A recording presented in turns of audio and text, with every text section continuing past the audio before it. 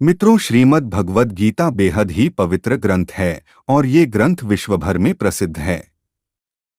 भगवत गीता में श्री कृष्ण द्वारा अर्जुन को उपदेश दिए गए हैं और इन उपदेशों की मदद से श्री कृष्ण द्वारा अर्जुन को इस संसार का सत्य बताया गया है। श्रीमद् भगवद गीता में कुल 18 अध्याय हैं और 720 श्लोक हैं।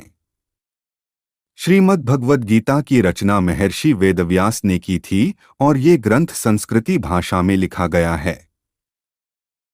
अपने ही गुरुओं और भाई पर कैसे शस्त्र उठाए जाएं, ये सोचकर महाभारत युद्ध के दौरान अर्जुन विमुख होने लगे।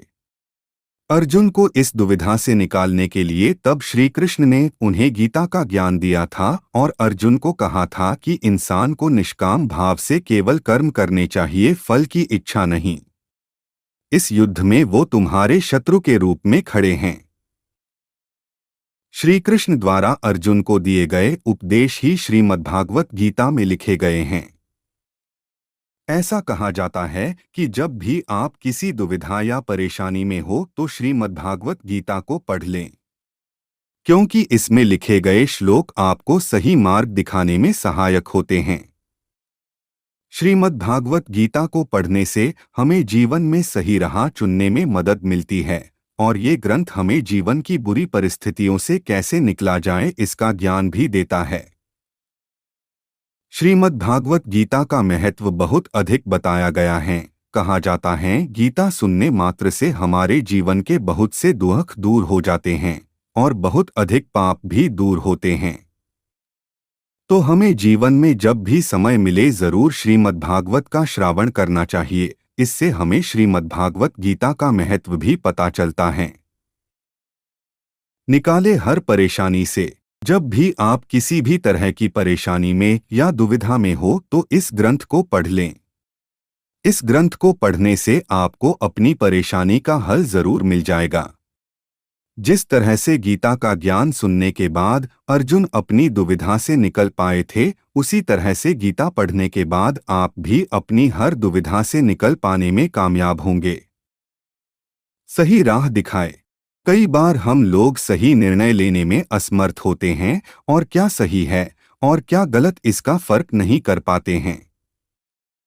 हालांकि श्रीमद्भागवत गीता को पढ़ने से आपको सही निर्णय लेने में मदद मिलेगी। चिंता हो दूर। जो लोग चिंता या तनाव में रहते हैं उनको श्रीमद्भागवत गीता को जरूर पढ़ना चाहिए। इसे पढ़ने से चिंता एकदम दूर हो जाती है। श्रीमद्भागवत गीता में लिखा गया है कि चिंता और तनाव से जितना हो सके उतना दूर रहना चाहिए। मिले कामयाबी। जीवन में सफलता पाने के लिए हम लोग दिन रात मेहनत किया करते हैं, लेकिन कई बार सफलता हम लोगों के हाथ नहीं लग पाती है। गीता के अनुसार असफल होने पर हमें निराश नहीं होना चाहिए और अपने मन को सदा शांत रखना चाहिए। श्रीमद्भागवत गीता में लिखे गए एक श्लोक के अनुसार अशांत मन से किया गया काम सफल नहीं होता है। इसलिए जिस काम को भी आप करें तो सबसे पहले अपने मन पर काबू पाएं और शांत मन के साथ काम करें, क्योंकि कई बार हम लोग असफल होने पर अशांत हो जाते हैं और इसी अशांति के कारण हम सफल नहीं हो पाते हैं। इसके अलावा गीता में ये भी लिखा गया है कि सफलता और असफलता जीवन में आती जाती रहती हैं। इंसान को बस अपने कर्म पर विश्वास रखना चाहिए। किस तरह से रहे खुश। जीवन में खुश रहना बेहद ही जरूरी होता है। गीता के अनुसार खुश रहने के लिए अपने मन में अधिक इच्छाएं ना रखें और जितना मिले उसमें खुश रहना सीखें, क्योंकि जो लोग सदा असंतुष्ट रहते हैं वो कभी भी खुश नहीं रह सकते हैं। गीता में लिखे गए कुछ प्रसिद्ध श्लोक। अगर आपके पास गीता को पढ़ने का समय नहीं है तो आप नीचे बताए गए श्लोक को एक बार पढ़ लें, क्योंकि नीचे बताए गए श्लोक श्रीमद्भगवद गीता के सर्वाधिक महत्वपूर्ण श्लोक है। 1. नैन छिद्रन्ति शस्त्राणि नैन दहति पावक न चैन क्लेद्यन्त्यापो न शोष्यति मारुत। ये श्लोक गीता के द्वितीय अध्याय में लिखा गया है और इस श्लोक की संख्या 23 है। इस श्लोक के जरिए भगवान श्री कृष्ण ने ये बताने की कोशिश की है कि आत्म को ना ही कोई शस्त्र काट सकता है, ना ही आग जला सकती है, ना पानी भिगो सकता है, न हवा उसे सुखा सकती है, क्योंकि आत्मा अजरमर है। 2 हतो वा प्राप्यसि स्वर्गम जित्वा वा भोक्ष्यसे महिम तस्मात् उत्तिष्ठ कौन्तेय युद्धाय कृत निश्चय। श्रीमद् भगवद गीता में लिखे गए इस श्लोक के अनुसार भगवान श्री कृष्ण ने अर्जुन से कहा है कि अगर तुम इस युद्ध में वीरगति को प्राप्त हो जाते हो तो तुमको स्वर्ग की प्राप्ति होगी। वहीं अगर तुम ये युद्ध को जीत जाते हो तो तुम धरती पर ही सुख को भोगोगे। इस श्लोक के माध्यम से भगवान श्री कृष्ण ने अर्जुन को कर्म के बारे में बताने की कोशिश की है। 3 क्रोधात् भवति सम्मोह सम्मोहात् स्मृति विभ्रम स्मृतिभ्रंशात् बुद्धिनाशो बुद्धिनाशात् प्रणश्यति। इंसान का सबसे बड़ा दुश्मन क्रोध होता है और क्रोध आने पर मनुष्य की बुद्धि मारी जाती है। बुद्धि नष्ट होने पर इंसान अपना ही नाश कर देता है और सही गलत का फैसला नहीं ले पाता है। 4 कर्मण्येवाधिकारस्ते मा फलेषु कदाचन मां कर्मफल हेतुर्भूर्मा ते संगोस्त्व कर्मणि। इस श्लोक का अर्थ है कि इंसान केवल कर्म ही करता है, इसलिए हमेशा सच्चे मन से अपना कर्म करो और फल पाने के लिए कर्म मत करो। 5 परित्राणाय साधूनां विनाशाय च दुष्कृतां धर्म संस्थापनार्थाय संभवामि युगे युगे। श्रीमद् भगवद गीता में लिखा गया ये श्लोक बेहद ही महत्वपूर्ण श्लोक है।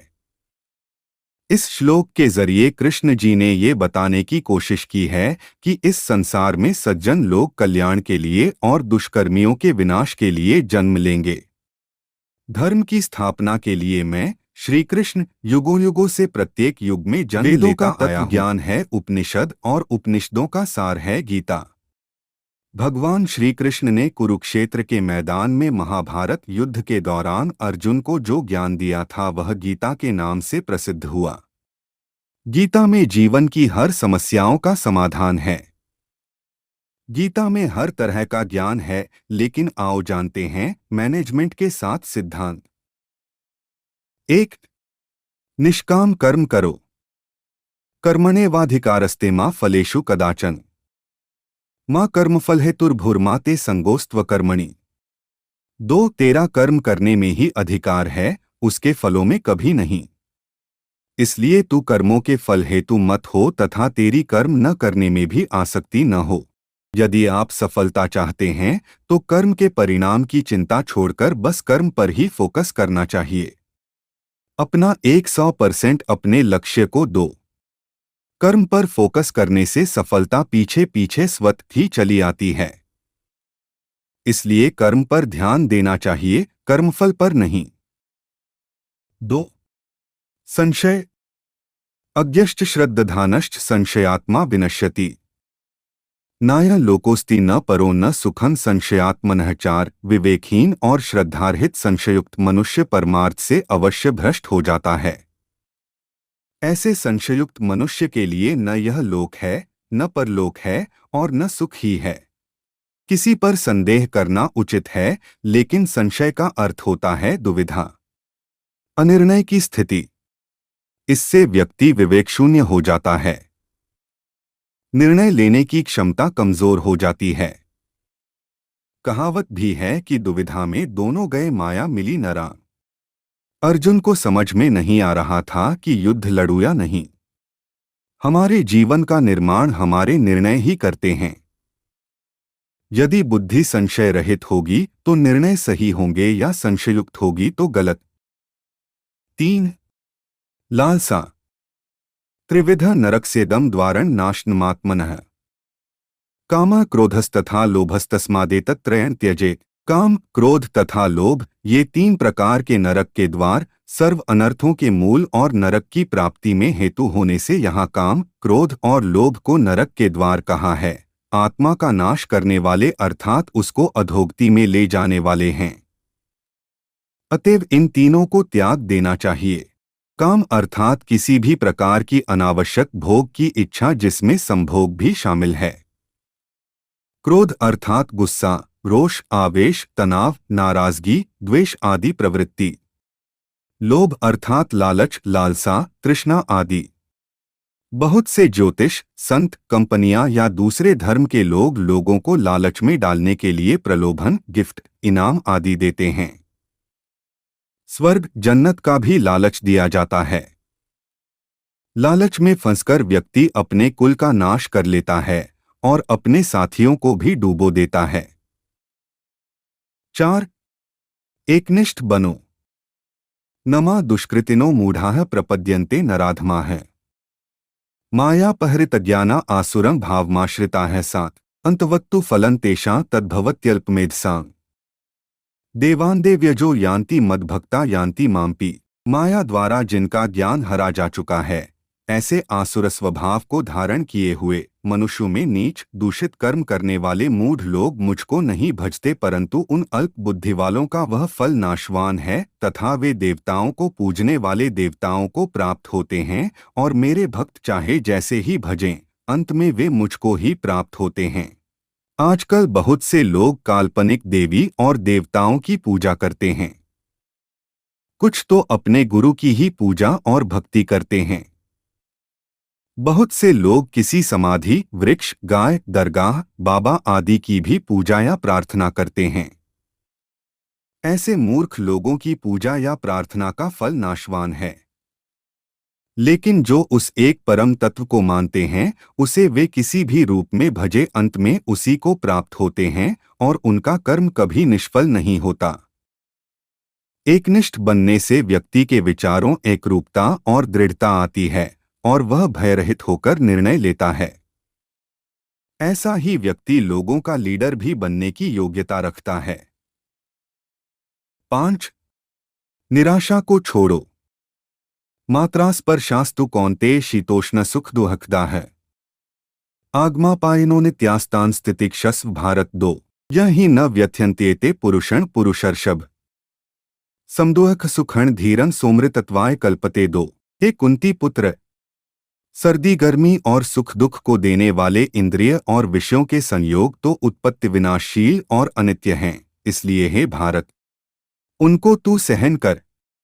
क्योंकि हे पुरुष श्रेष्ठ, दुहक सुख को समान समझने वाले जिस धीर पुरुष को ये इंद्रिय और विषयों के संयोग व्याकुल नहीं करते, वह मोक्ष के योग्य होता है।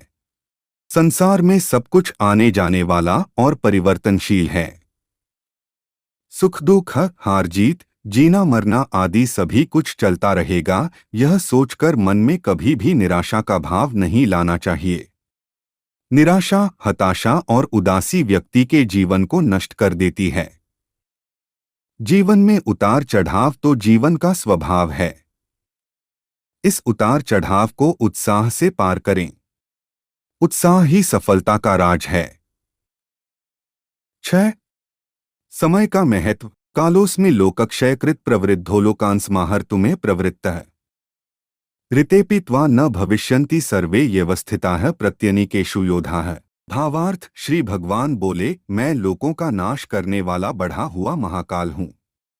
इस समय इन लोकों को नष्ट करने के लिए प्रवृत्त हुआ हूँ। इसलिए जो प्रतिपक्षियों की सेना में स्थित योद्धा लोग हैं, वे सब तेरे बिना भी नहीं रहेंगे, अर्थात तेरे युद्ध न करने पर भी इन सबका नाश हो जाएगा। 32. किसी भी कार्य को ठीक समय पर करने से ही उस कार्य का महत्व है। गीता में काल और परिस्थिति का विस्तार से वर्णन मिलता है। यदि अर्जुन उस समय युद्ध नहीं लड़ता तो भी ये सभी तो मारे जाने वाले थे, आज नहीं कल कभी भी। लेकिन यदि अर्जुन नहीं मारता तो अपयश को प्राप्त होता और संसार में उसकी कीर्ति भी नहीं होती। जब सामने युद्ध खड़ा हो तो युद्ध करना चाहिए। ऐसा ही जब जीवन में जो भी अवसर सामने खड़ा हो तो उसको भूना लेना चाहिए, वरना तो उस अवसर का नाश ही होने वाला है या उस अवसर को कोई और प्राप्त करने वाला होगा। हे अर्जुन, अपने परम भक्तों, जो हमेशा मेरा स्मरण या एक चित्त मन से मेरा पूजन करते हैं, मैं व्यक्तिगत रूप से उनके कल्याण का उत्तरदायित्व लेता हूँ।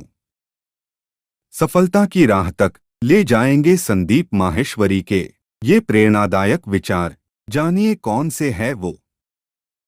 जब इंसान अपने काम में आनंद खोज लेते हैं तब वे पूर्णता प्राप्त करते हैं। माफ करना और शांत रहना सीखिए, ऐसी ताकत बन जाओगे कि पहाड़ भी रास्ता देंगे। इतिहास कहता है कि कल सुख था, विज्ञान कहता है कि कल सुख होगा, लेकिन धर्म कहता है अगर मन सच्चा और दिल अच्छा हो तो हर रोज सुख होगा। ज्यादा खुश होने पर और ज्यादा दुखी होने पर निर्णय नहीं लेना चाहिए, क्योंकि यह दोनों परिस्थितियां आपको सही निर्णय नहीं लेने देती हैं। जो होने वाला है वो होकर ही रहता है और जो नहीं होने वाला वह कभी नहीं होता। ऐसा निश्चय जिनकी बुद्धि में होता है उन्हें चिंता कभी नहीं सताती है। कोई भी इंसान जन्म से नहीं बल्कि अपने कर्मों से महान बनता है। बिना फल की कामनाएं ही सच्चा कर्म है। ईश्वर चरण में हो समर्पण, वही केवल धर्म है। गीता में लिखा है, जब इंसान की जरूरत बदल जाती है तब इंसान के बात करने का तरीका बदल जाता है। चुप रहने से बड़ा कोई जवाब नहीं और माफ कर देने से बड़ी कोई सजा नहीं।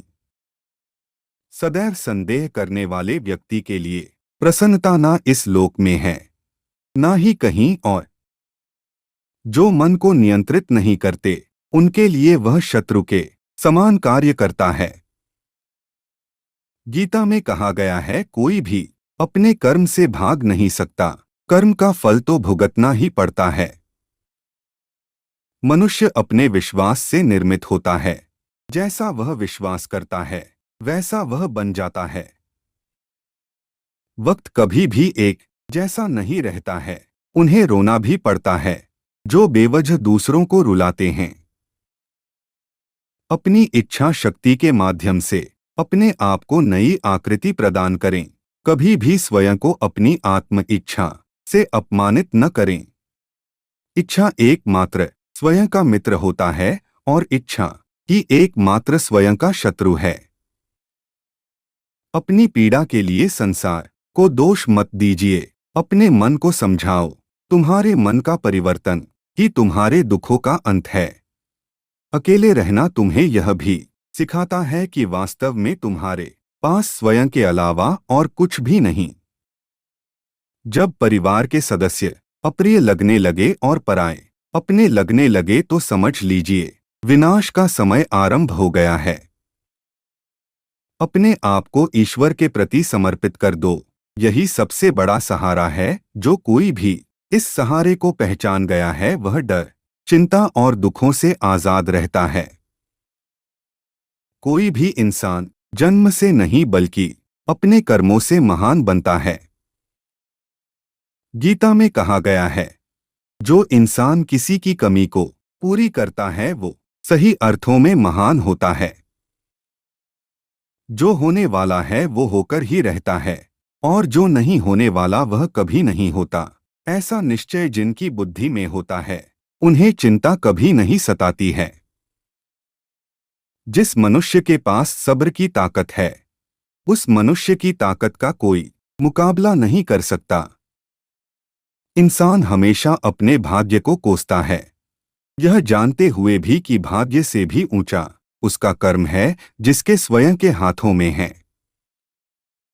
न तो यह शरीर तुम्हारा है और न कि तुम इस शरीर के मालिक हो। यह शरीर 5 तत्वों से बना है, आग, जल, वायु, पृथ्वी और आकाश। एक दिन यह शरीर इन्हीं 5 तत्वों में विलीन हो जाएगा।